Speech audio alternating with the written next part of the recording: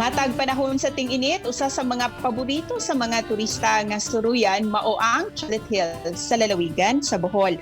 Aduna kini mokabat sa 1268 ka mga bukid nga nagkatag sa mga lungsod sa Carmen, Sagbayan, Batuan, Bilar, Sierra Bulyones ug Valencia. Natabunan kini sa mga dahon nga mag-color brown kunting init, maong murag chocolate tan-aon. Apan kapina sa usa ka buwan sukad gisirad-an sa publiko ang Chocolate Hills Complex sa Carmen ug Sagbayan Peak sa lungsod sa Sagbayan.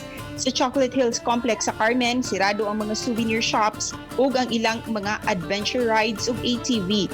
Mao nga wa masaksihi sa mga turista ang transformation sa mga bukid gikan sa green ngadto na sa color chocolate.